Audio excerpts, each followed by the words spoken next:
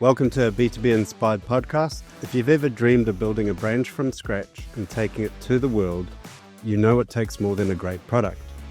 It takes grit, vision, and often a bit of Kiwi ingenuity. So if that's you, you've come to the right place.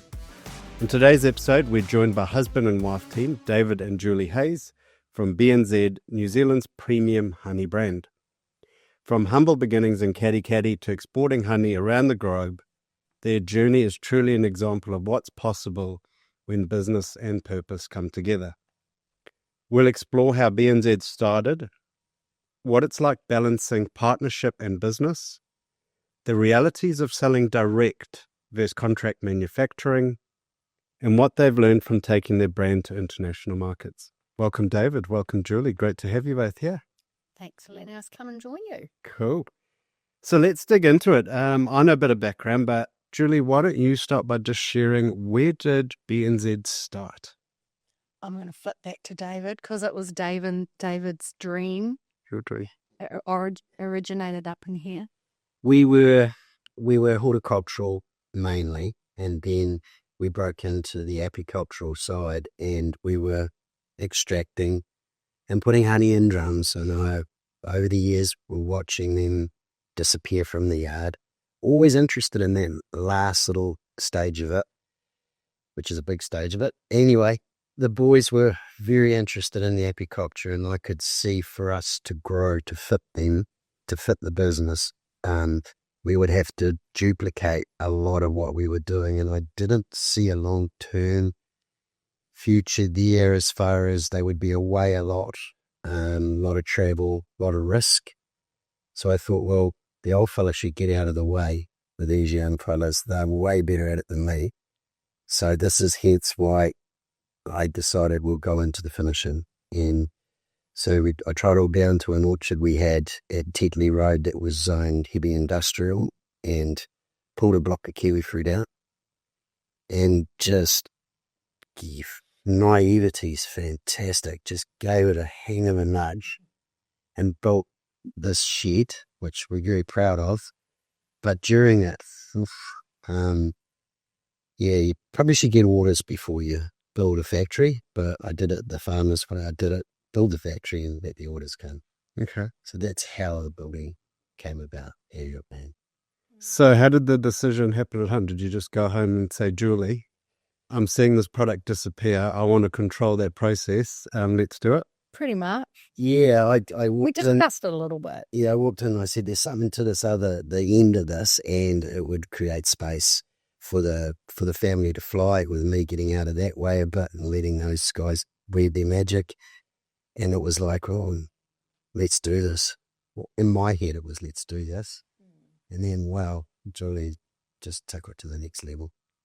Did you know what was involved when that topic hit you? No? I had no idea. I would have probably fought tooth and nail not to have done it if I had any idea. No, it was good. David built the shed, and we made sure that we built the shed resellable. So if our business plan for BeeNZ didn't work out, we'd build an industrial building that we could sell, and recoup or lease out and recoup some of that capital. Probably maybe wouldn't have done it if we didn't already own the land, the industrial land, because that would have been a huge capital expense to go and find that, and then also build the building. But yeah, so for the year it took to build and put all the infrastructure in, that during that year, while David focused on that project, I sort of focused on getting the trademark, building the brand story, putting some marketing material, finding some orders, finding a market. So we sort of worked parallel to each other for that first year. And then once the building was built and we'd got all our certifications through, and then we all sort of joined forces and started working from there.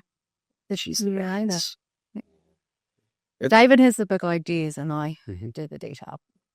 Yeah, I create a bit of trouble. That's okay. Now, obviously, it's a big stepping stone for the first 12 months. You've got the land, you've built the factory, and obviously you have to have the factory in terms of managing end product. You can't just ship it somewhere else to get it made. Yeah, we could have, and we could have done that, but we chose to do it ourselves. Yeah.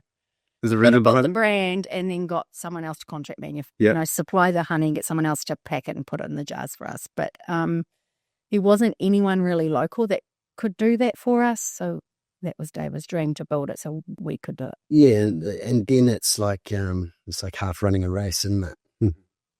We're doing it, the big nudge to go from paddock to plate and fill that right the way through. And that's been a great challenge.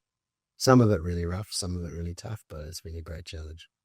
So you had the goal to own that piece. What was the vision? What was the purpose behind building that company? Was it for you to give back to the younger generation and manage them, or was it something more personal that you wanted to leave something behind? What was the driver?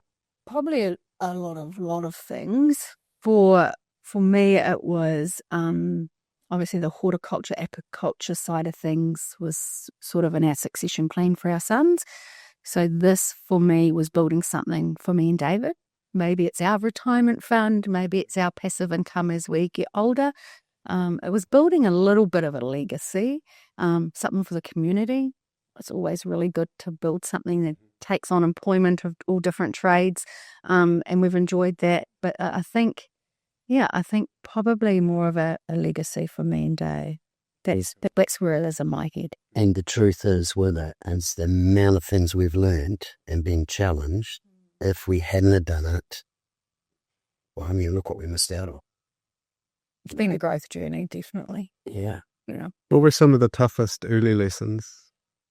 For me, it was completing the shed, getting over that milestone and going, all right, we're ready to go, full of gear and we're away. Never done it before. And then realising, whoa, we actually need a lot of honey.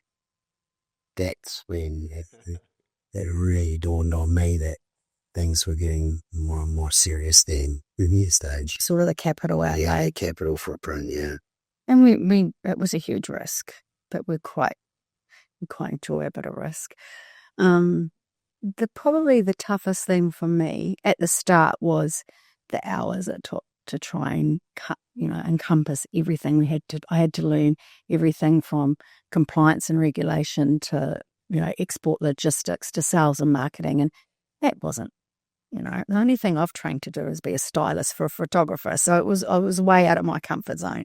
Look how well done. But yeah, we just reached out to as many people as we could for some help. And who do you lean on in those times? when I first started, I leaned on Maintrack, Air and Ocean. They were fabulous to help me with the logistics. There's some really key stuff that helped me at the beginning that is still there and we work really closely with. New Zealand Trade and Enterprise had been amazing.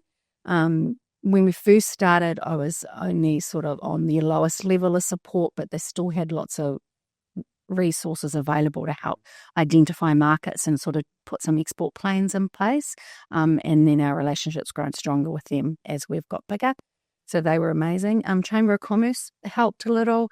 Some New Zealand or Bay Planet export networking events definitely helped to, chat to other exporters. Businesswoman's Network has been good. So just as many people as I could find out information from. But most of it was sort of from learning on the job, and from our suppliers were probably our biggest support. A lot of real life learning. Yeah. Yep. Lots of tears lying on the floor in the office till midnight trying to figure out what I was doing. But it was worth it. A lot of pressure on each other during that first year or two? I think so. Yes. But it's like everything. You've got to work your way through there, and we did. And I know the effort that went into creating it and the amount of hours and pain in that, but I'm still really, really proud of where Julie is and what she's achieved in this. Mm.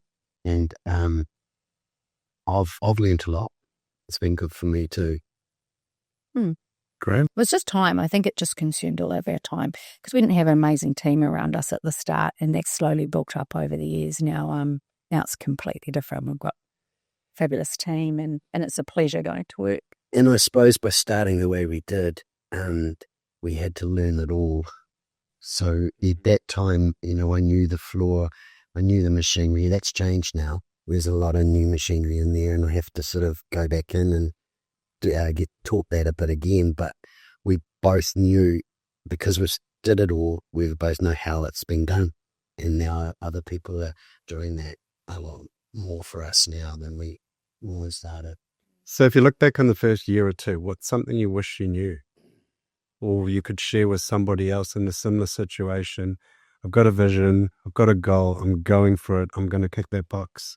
I have a philosophy that you're better to be naive sometimes. Too much overanalyzing, too much study creates nervousness and Talk yourself out. and enjoyable. It's so easy to say no. I'm not going to do that. It's too scary. It's sometimes it's better just to look at the goal that you're heading to and get stuck into it and get there. That's my take on. Not sure for me.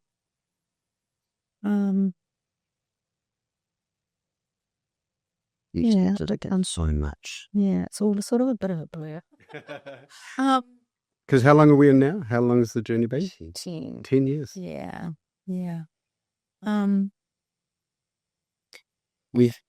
So I'm not sure. I think the biggest learning for me is I've had to step outside my comfort zone so many times.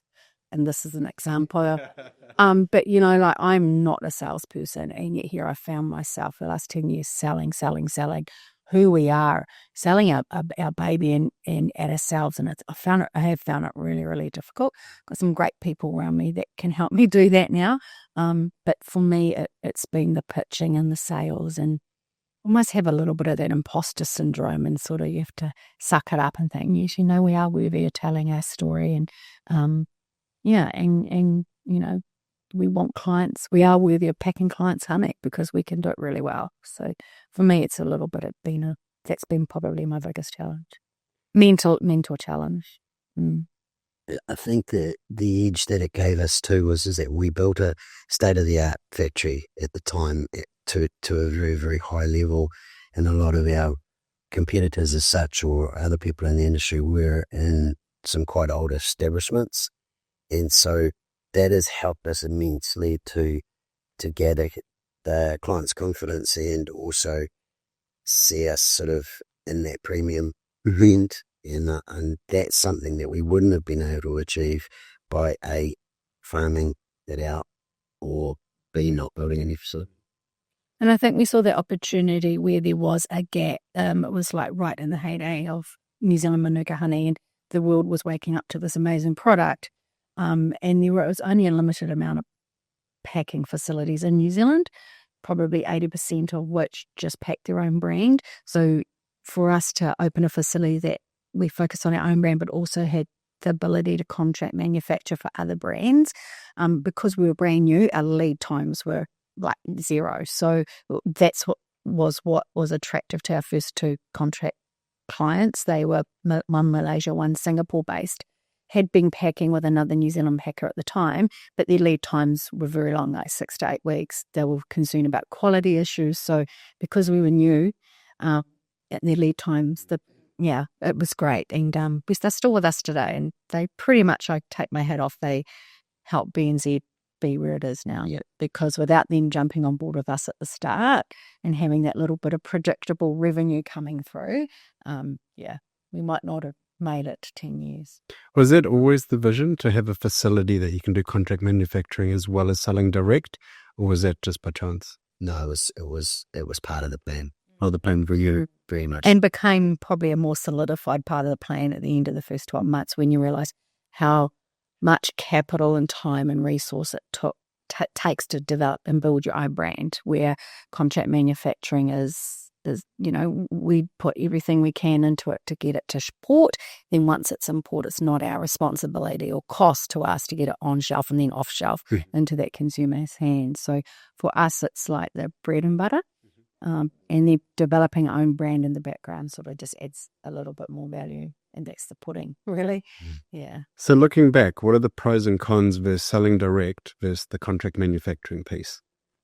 Pretty much sort of just elaborate more on what I said. So developing our own brand takes a lot more capital. It's a bit more of a slower climb. It's a lot more risk. Where contract manufacturing is that predictable income. I have from our clients, they give us a forecast of what their POs for the year, so we know what work's coming in. The cost to, like I said, get it onto a shelf and then off a shelf in the consumer's hands is It's not ours. But then there is that risk of a contract manufacturer client moving.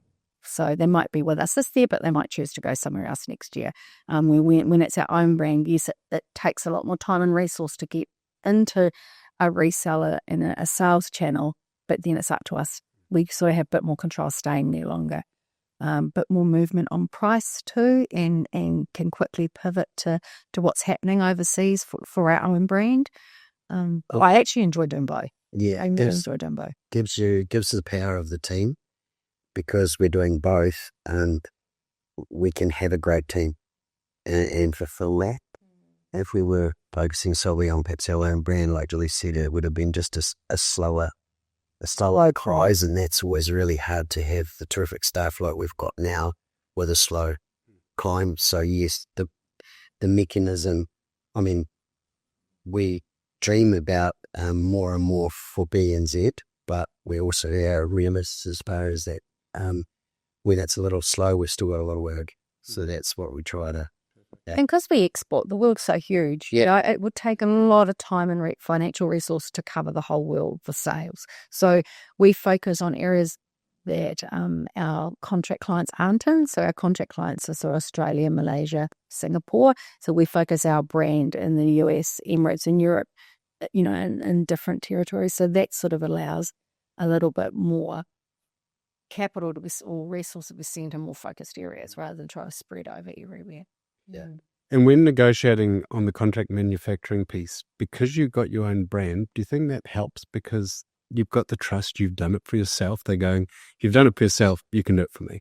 I think so, because we really make sure that we put the same care into our own brand as into our clients as we do for our own brand. I think by having our own brand and gone globally with it, I can understand better how much it actually takes for our clients to get it on shelf and off shelf. So we're really quick with our prompt with our communication. We share ideas. We share a little bit of product development. If we're developing something for our own brand, we might give some of our contract clients the opportunity to do something similar. We try and hold most of our product development under our own brand, though, rather than spend all that time and resource and then give it away. But we will help some of our top-end customers develop their products. I think it's just an understanding of how hard it is out there in that retail space, especially through the last few years. I mean, there's been so many changes. And understanding different regulations and different, certifications that are required, I think it's definitely helped by understanding the sales side of it, not just the manufacturer. Yeah. So if we then look at the global approach, this is how you built your business here in New Zealand. How did you go global? Where was the first customer? How did that even start? It was Singapore. Our private label client was the first one that came to us. Well, first of all, we were developing BeeNZ in the background, and we had some New Zealand stockists. And then it was like, where do we go with BeeNZ? And through the Singapore, Malaysian private label customers, I got to travel and understand a little bit about it in market. And then we went to China. So China was our first BeeNZ sale. We travelled over there, and I was very, very fortunate to have a darling friend that understands business and is of Chinese origin. So she came with me as my support and translator, and we just met with some importers and resellers and had like a week of meetings and chose one from there, and that was where we started. And then we just grew. Then we had Italy and Switzerland. Actually, our resellers there came to us. So yeah, we've been pretty fortunate with people have come to us more than me having to go and seek customers. And how do you find the difference, not just in culture, but in your ideal customer? Because obviously someone from China or Singapore versus someone in New Zealand, they're going to be very different. So how do you adapt your offering to those people if it is your own brand versus contract manufacturing? Because if it's your own brand, you've got your own story behind it. Does that resonate across the globe, or do you have to adapt it? I think it resonates. I think having again that story from supply, from the paddock to the plateway, gives them confidence that yes, you do have a honey supply, and yes, you do finish it really beautifully. And so it's sort of, and we're a very family-based operation, and we hope that runs through our staffing as well, that people sort of from overseas will fall in love a bit with the way we are. And when we do choose to work with a private label and resellers, I do quite a bit of work in understanding what their values are behind their company, and make sure that we only work with people that we're aligned with, that do value our family values and our stance on what sustainability and the environment and looking after people and bee welfare. We really make sure that we choose partners that have aligned values. We've said no to some because they just don't align with us, and while it might look really rosy and and be great for the company's revenue, it's not a long-term sustainable thing if we're not aligned. So we work really we work a lot at finding people that are aligned with us, and I think that's why we're still with that. It's pretty tough to do the gym for someone if you don't like them. Oh, 100%. As them. Yeah, sorry, being really truthful, it's like, why do it? Yeah. And so the brands that, our big private label brands that we work with, one's still a family business 180 years on. So they're all about wellness. And so we really try and work with that. And our resellers in Europe and China are the same. They're about wellness. They're about the same values. And I think if they have the same values, even though it hasn't got BeeNZ brand on, they've chosen us as a supplier because we have those values. And I think that still carries through the quality of the pot, and it's got their brand. So their consumers still confident that, yes, they're purchasing from the brand and family they know, but they have confidence that the supply's from the same. So yeah, the private brands that we do manufacture for do tell our story, and they encompass it in their own. Yeah, because you got the New Zealand brand, the New Zealand Good Clean story. You've got your family values that pull it together. I mean, just honey is the goodness, right? So you match all that together, and you've got a really strong baseline to actually tell the globe. Do you see the New Zealand story helping the sale of your product? Or do you think it's... Definitely, but it's sort of like because we're a New Zealand product, it's not like we're making a peanut butter that's made all around the world. We're making a predominantly exporter Manuka honey, on New Zealand honey, so it's a New Zealand product anyway. But we do use NZ Stories marketing material and resources that are available when telling our story around the world, and it's definitely still very much that clean green New Zealand.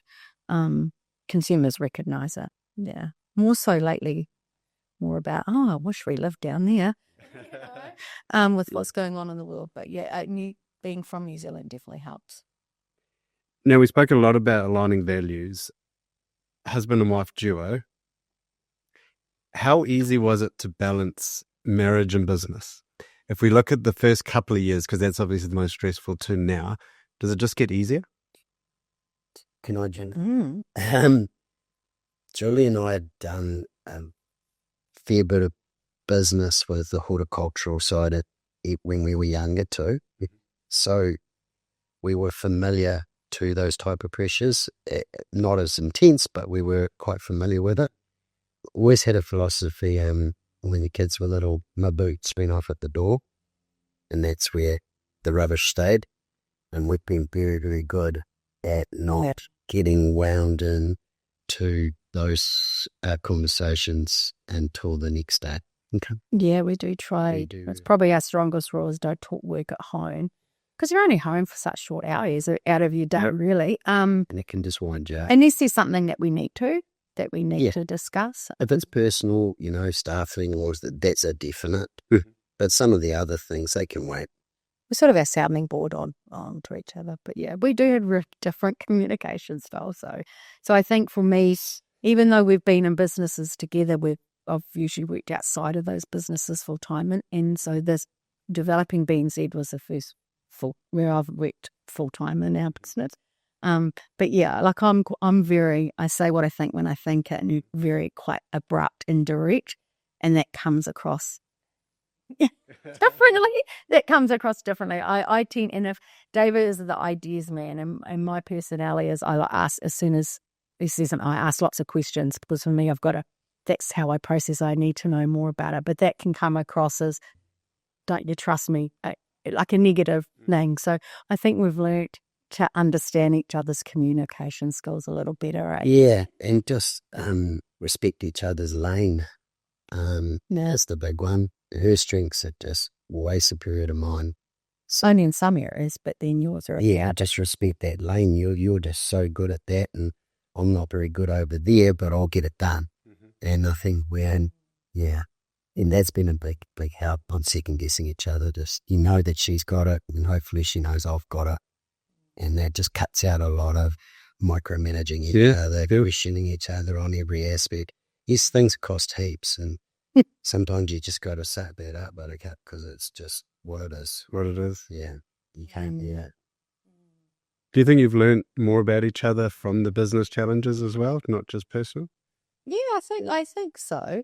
Definitely. I think I've been really proud to watch David grow through different things, and hopefully he's Vice versa. proud of me. Like we are proud of our journey. We probably don't sit down and spend enough time reflecting back on what we had grown together. Yeah, I think that sometimes is a good thing not to do. Yeah.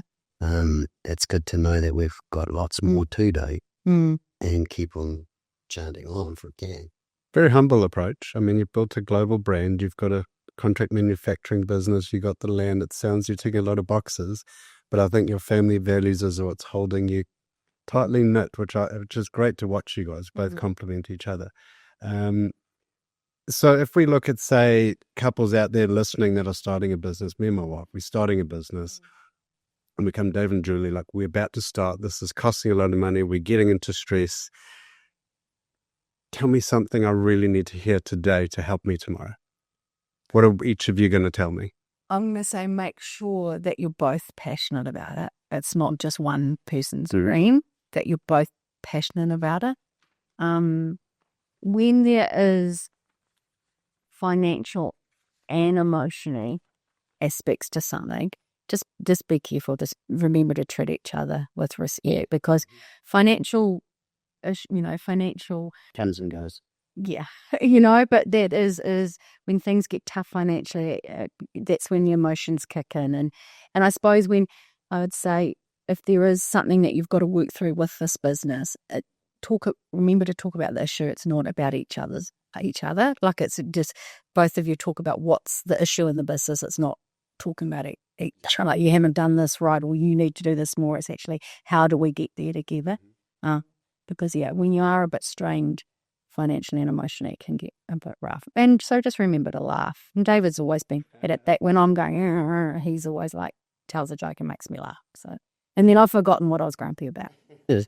I'd say, from my point of view, respect and being unselfish are the two key points. Respect for each other. And there is no, when you dig in, there is no, I'm just overstressed. I just need more and more time. I've got to do this. And it's like, no, you took it on.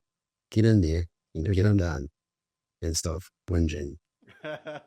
In my words. No, But should you? You're so Angie. Yeah. Not you. Not people. I'm just saying it. And the question was about partners.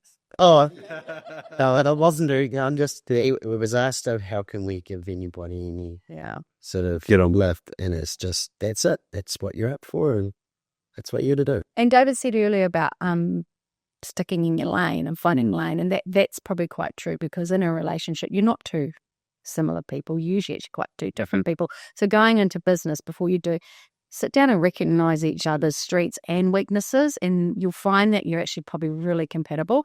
And if you hear it out aloud and understand that in each other, then, like you say, you'll focus on something. It might be your sales and marketing and the creative, and then the other person's the compliance and the legal stuff. So, you'll find where those strengths and weaknesses are, and there might be some wobbly grey areas that you both have to go and learn about, or you choose between the couple. You go and learn about that, and I'll go and learn about that. And I think too, that gives you a chance to go, actually, we're both weak in this one aspect. With that good conversation, and that's the one you can grab and contract that in. It might only be half a day a week. It could be 2 days a month, or whatever that might mean. to get that resource in that you just don't hold Together, perfect. together. So if I'm right, what I'm hearing is trust is key. Yep. You got to have values that align, and you got to both have the same passion. I mean, the family values that you guys talk about seem to align. You got to trust each other, know what each other's capable of, but equally support each other. But then if anything falls back, you got the values that are going to drive you. So 10 years in, if we're looking back, I mean, you said you're 10 years old now. It's not a great new idea today. It was a 10-year. What gets you up in the morning? What's the driver to get this through the next 10? Oh, to get through the next me. Both of you? Mine's my stuff. I actually really enjoy going into I really enjoy going to work. We have a really cool team, and that goes back to that values, and we have quite a strong culture, and we have fun. Like, I enjoy going to work. I've sort of got to the stage after 10 years too where I've learned every role, so everything I do now is more learning, and I quite like that. It doesn't seem so daunting and it's such a challenge anymore. And I've seen our brand around the world, and people finding Manuka honey full stop. And I just, it's been there. And now we have grandchildren, so it's like, is this legacy going to be still there in, 10, 20 years' time when one of them might find an opportunity to work within the company. So, yeah. I enjoy where we're at now. It's just putting together now as the strategy to get to the next stage. So, do we want to stay at the level and size we are now and happily clip along, or do we want to grow it into something a little bit bigger?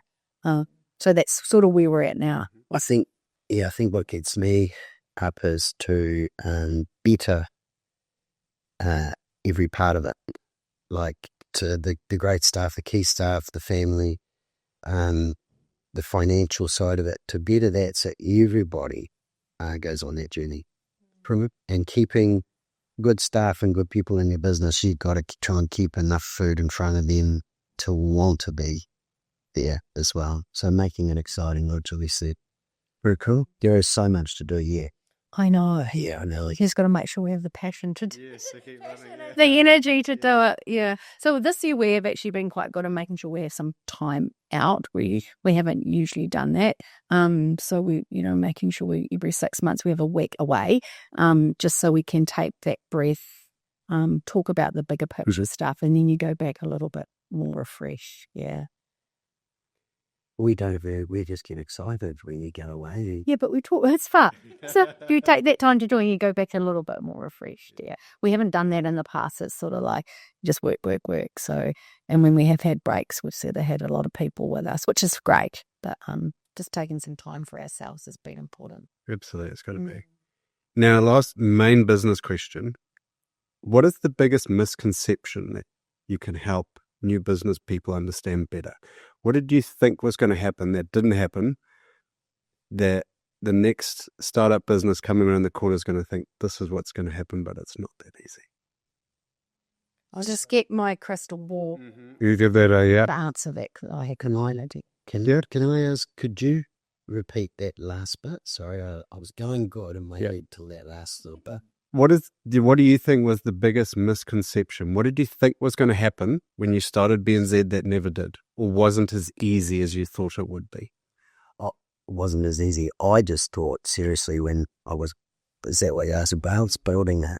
I just thought, you just put these labels on this box. They sell it. They just sell themselves. Everywhere else is going to go. That's why I go back to that point of sometimes being naive. Sometimes can really help, it can hinder, but sometimes knowing it all just stops you. That's about the only thing I could say is it's good to be a bit naive and just see nothing but amazing things, and then you sort of find that's me, that's on him. Mine's probably a bit cliche, and people have probably heard it before, but it's like, find your why, which where you start a business, why you've done it, why you've done it. There's got to be some sort of, and it might be a value, just why you're doing what you're doing.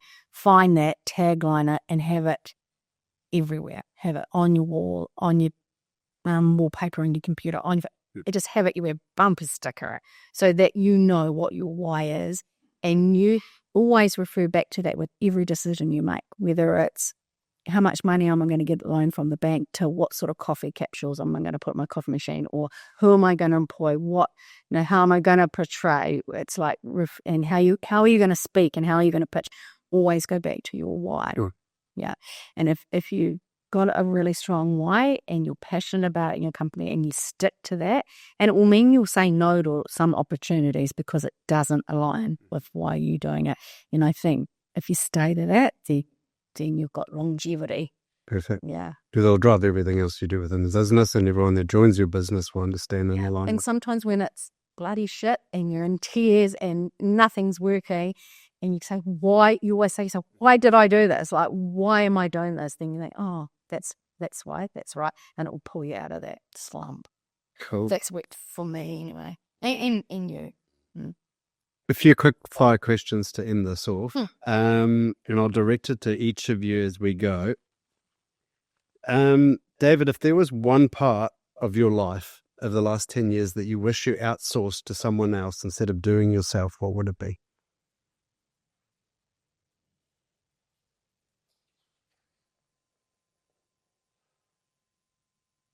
I don't really have. That's a really hard, quick fire question. Well, you've mentioned that sales for you was not something you wanted to do, which is why I thought for you... See, I don't know how to do sales, but I love it. He can sell snow to the Eskimo. And I was like, he's amazing. So you should have outsourced that to David then. I would like if David wasn't so committed with our other entities and horticulture, then him travelling with me on our, I'd love it. And that's ultimately where I'd like to get. He sells our brand amazing.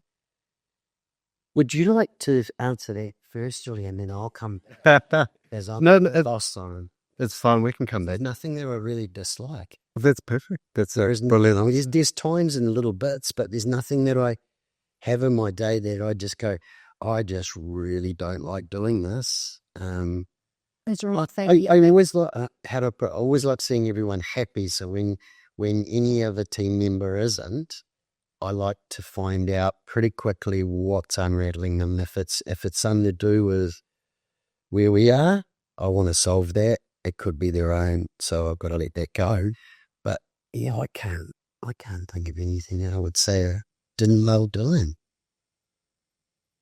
I mean, you. I'm not sure. It's fine. Brilliant answer. I mean, if you love everything you do, you sound like you're in the right place at the right time doing the right thing. If you asked me this question like year 2 in or year 1 in, I probably would have had lots of things. That's when we realised actually we need to outsource. So that's when you start building your team and handpicking who you want on your team. And so, yeah. But I think from listening to you two, I've learnt that you have to do those jobs because it's going to better you off long term. You're going to learn more. You're going to go further, faster by doing a bit of everything. And I think that's what I took away from listening to you guys today. You have a lot of compassion and empathy for each other's jobs, but you're also really happy in what you did, which is fascinating to hear because most people, I hated doing this and I was in it for the money. But you guys are all purpose driven. It's all values. It's all family. It's a really well knitted story. I think as founders, you do learn everything because, unless you've got an incredible risk appetite and a big money pot and risk appetite and you employ everybody from where you're going, not many founders have the ability to do that. So you do tend to start small and learn every role yourself and then choose that, which is important because we can step in and do any role by, Cool. Next question for Julie. How do you know when David's stressed? He doesn't believe in that word stress. Doesn't he? Nah, we don't use it. We would rather say we were really busy. I think stress is a bit of a mental thing and you can let it get on top of you. But yeah, we get busy. Kind of flashy, I don't understand a bit too much from me. I think it's just work great. Like you're just real busy. You stresses that you've got a lot on your plate, busy as, and you get through that. We'll find out. You'll get some time to help you with that. I think I pick it in David if I know he hadn't had a good night's sleep. He's a early riser anyway, but if he's done the whole toss and turning and got up a little bit earlier than I think, okay, he's got a bit on his plate. Yeah. Well, you did mention previously not overthinking things, right? Which I think does cause stress equally. And I think I've learned quite a bit about your mentality of get it done, focus, stop making it overcomplicated and do your job. which I quite value as well. And then, as I said, knitted between that strong foundation makes it really successful. Mm. And don't worry, like David's got this a great saying, is like, don't put your umbrella up before it rains. And he often has to remind me of that, because because I'm the detail person, I'm like, what if this is a great idea and we might do this, but what if it doesn't work? Well, he's like, don't even entertain that. Like, let's just do it, and we'll put our umbrella up and face it if it does rain. And more often than not, it doesn't. So that's really good. That's a really good piece. I think that covers most of what we wanted to cover off today. Last question for both of you. Couples in business obviously work really hard, and there's a lot of stress. Sometimes it's not always easy to see or pick up. But something you mentioned today that I think is very important that you guys have just started doing, and that's taking time out. With businesses going into those first year or two, there's not that time to take out. And it's not always fair to rely heavily on each other. So who else would you go to? Who else would you lean on in those early stages to help you move faster? Not just workload, but emotionally as well. You've got to have that first team, you've got to have a great band manager, whatever. You've got to have a great accountant, one that you have good dialogue, not just you visit, once a year or check twice a year. They need to come and see you, and you need to have those sort of relationships, so that as that digging that hole begins of financial, they're right with you. And they're actually telling you, you're good, you're okay, you got penny equity, or you got this, because they're the bits they would be the most stressful bit. If you talk about stress, is financial. And that will really upset a relationship faster than anything else. Good point. When you've got your rates due at home or whatever, or you're renting a place and you're struggling to meet that because you're pouring capital into your other business, that's the one that'll tip people. So I think getting that financial thing under control and not being selfish about your time and your money that we both need individually, because there is no such thing as that. When you put your hand to the plow, running your salaries, you've got to work that out well before to go, right, we're doing this and we're doing it hard for 3 years, and that's just what you're going to do if that's where you want to be. So those are the choices you have to make. That's a really good answer. And you were so right about the BeeNZ, and I probably should have said that earlier too. Is like, we've been fortunate. We've made sure that our bank managers and accountants along the journey have known our why, why we're doing. No, you. Know why we're doing what we're doing. And because we have other, companies and entities in the background, how they all sort of knit together for BeeNZ, and we communicate with them all the time. They almost become your friends because they know us so well, and that's really important. And as you're moving, your business is moving. It's moving in some quite big digits, and so you want them well on board and up to speed, so you're not spending time wasted trying to bring them up to speed. And I think that's a real help. Cool, guys. So to wrap it up just quickly, I'm starting a business, as I said before, with my wife, and we've come to you. You guys have been doing it for 10 years. Need some advice. How are you going to help? Just that. For me, I would just listen to your story, your plan, and try to fill in the bits that, without telling you what to do, the bits that I've made mistakes doing, and encourage you. But be really honest too, because if I thought that what you were doing was with the wrong people, or because you got to be honest, I'd tell you. But if I could see that there was a glimmer, I'd be giving it heaps for you. Which I'm fascinated with the discussion today. The value of communication, trust, values, ethics. It's all so intertwined in making something successful. And I really appreciate you guys sharing that story, not just as a husband and wife, but actually building a business off the back of that, tied in with a stunning product, obviously. the bees we got to thank right at the end of the day. They create such a stunning product. But thank you both for joining me today and sharing with the viewers. If you haven't seen it before, jump onto BeeNZ.co.nz, have a look at their product, or if you're looking at some new packaging, give them a shout. Thank you, Dave and Julie. Thank you. Thanks for having us. Thank you very much.